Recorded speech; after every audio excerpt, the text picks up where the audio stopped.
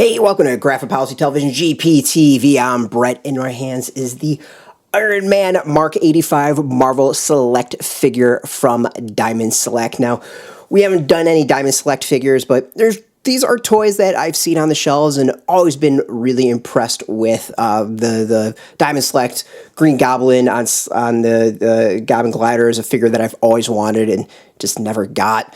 So reached out to Diamond Select to get a chance to start reviewing these figures, and I'm very happy to start with this figure. Obviously a bit iconic since it's such a key figure for the end of the Avengers story of Avengers Endgame. So this is for ages 8 and up. You can see this version of Iron Man comes with some alternate hands, some key ones that we will be talking about that you can set some things up. There's also a Smart Hulk from the film. You can see one of the alternate hands of him snapping. So this is all the money in the universe can't bring peace of mind to this billionaire genius after the events of Avengers Infinity War. Tony Stark is hesitant to step into his lab again, but he just must have to. It means to his shot at redemption as the invincible Iron Man. This select action figure of the Iron Man Mark 85 is based on his appearance in Avengers Endgame. Features 16 points of articulation, includes interchangeable hands, sculpted by Gentle Giant Studios, an amazing company, and does some fantastic work. There are some statues of theirs that I have.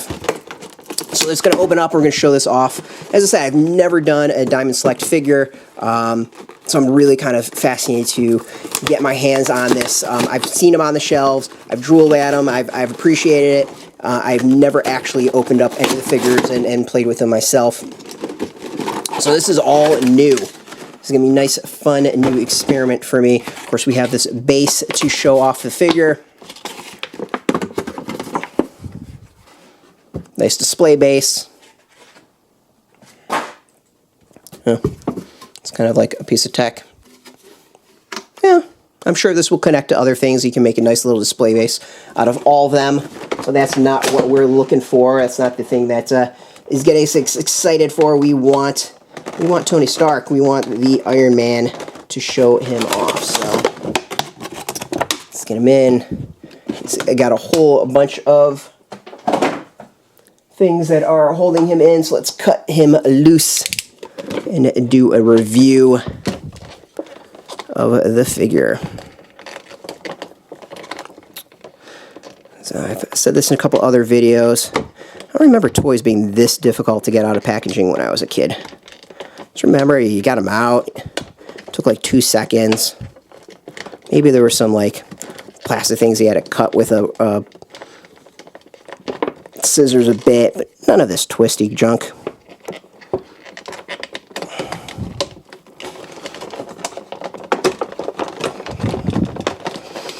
This is going to become a 10-minute video just because I can't get this off.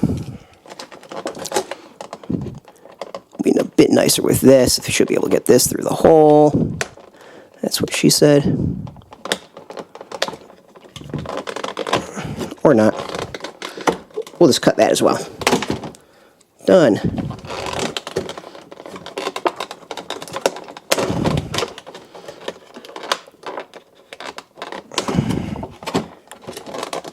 Let's cut his legs loose. Done.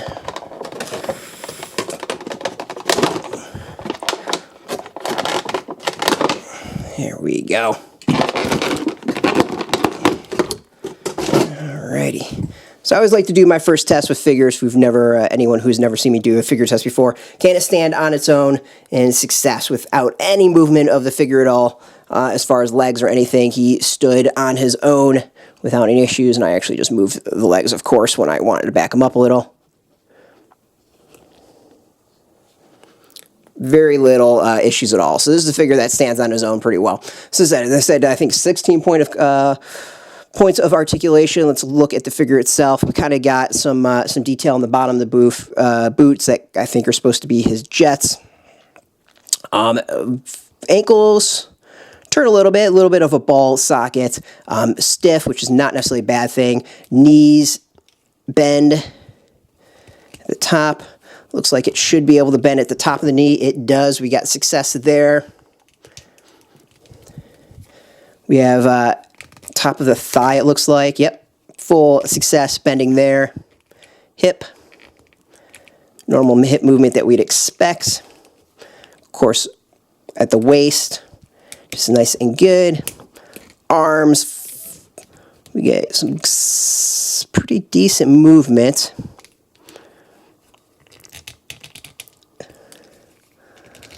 Oh, does it look like it goes out? Are they supposed to go out? So that's maybe the one.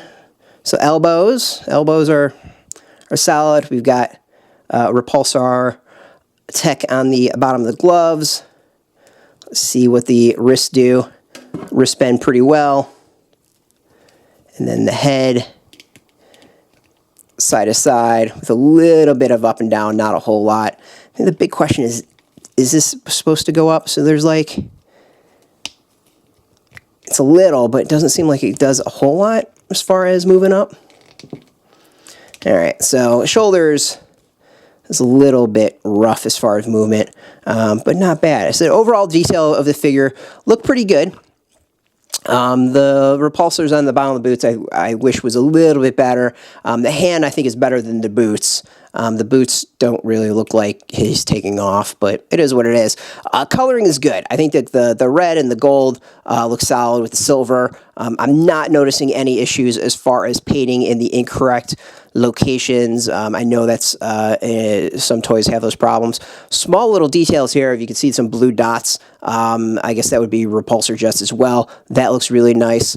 And then the detail of the suit itself, I actually dig. I think that's kind of a highlight of this figure. There's a lot of small, like, etched into the plastic itself. This isn't just like a silver line. There is a little bit of depth going on. For this example, here, this panel is actually deeper than this panel here and this panel here. So there's a decent amount of detail. We can also see a little bit of repulsor around the shoulders. So this is a figure that's got some solid work to it. The mask itself looks really good, and overall, I think this is like it's a nice, solid base of a figure, and the posability obviously is good. The shoulders to me look like a little wide. It's kind of weird, but I'm not going to knock things too much when it comes to that. It actually doesn't bother me a whole lot, but to me the key is the arms. Let's take a look at the arms and the hands, because that's really the draw of this figure. Is you're going to want to recreate the infamous snap at the end of the film. The question is, how well can you do that? All right, so we've got a hand that you can go and add and replace with him. So the question would be, how easy is it to replace the arm? All right, it wasn't bad popping off. I always feel weird about doing these things. Of course, you don't want to break them, and I'm always paranoid about snapping this stuff.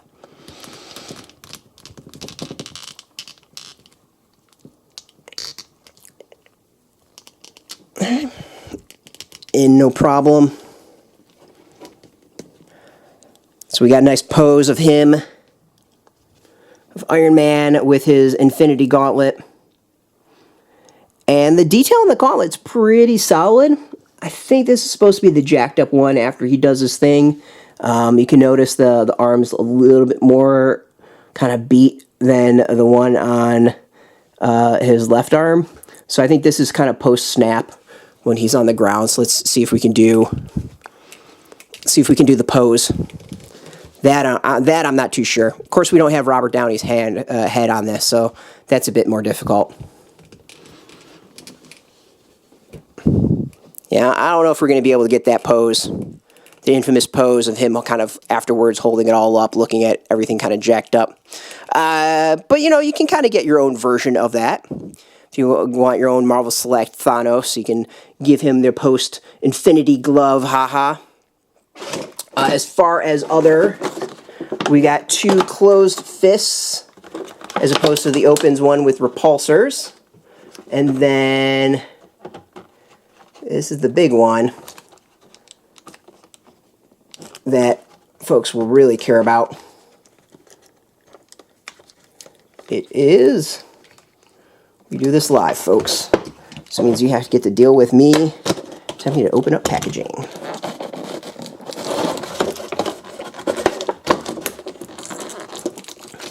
Closed hands I'm not going to show off, but we're going to show off this one. We have the infamous snap of the hand. See if we can get a nice focus. I don't know if we're going to be able to get a focus shot of that. It's focused on the back. So you see the hand actually has got the snap going on. Really small detail. I like it. A little bit of paint issues with this. I noticed there's some flakes on this and flakes on the arm. Really minor, though I know some people will be probably drive insane on it. Detail's pretty good. You can see all the gems. Of course, you got the finger snap, which can't be the easiest thing to do. You got the one up. This is the nice position that he had it in. Let's go and replace that. Give him back his original arm.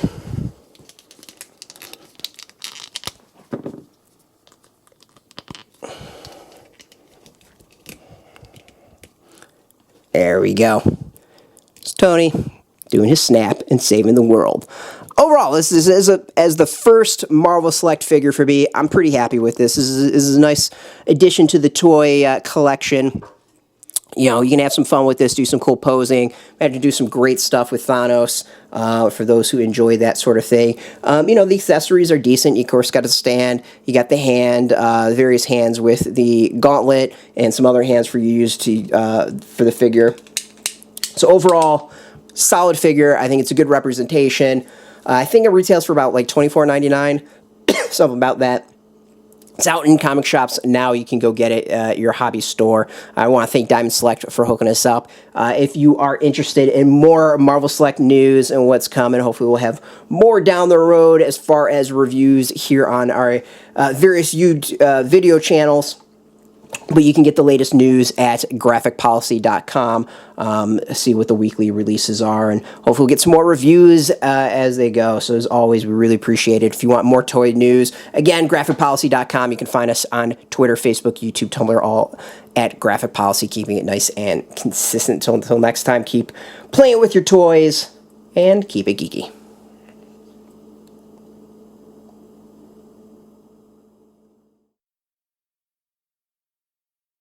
Hey, thanks for watching the previous video from Graphic Policy Television. Just by watching, you help support our site. Thank you so much. Now, if you're watching these videos, you probably care about geeky things like movies, television, comic books, toys, games, video games, you name it. You can go and subscribe right now to our YouTube channel to stay in touch and catch all the new videos, or check out our website at graphicpolicy.com. There's a nice link on this end of the video. But as always, thank you for watching. Keep on rocking and keep it geeky.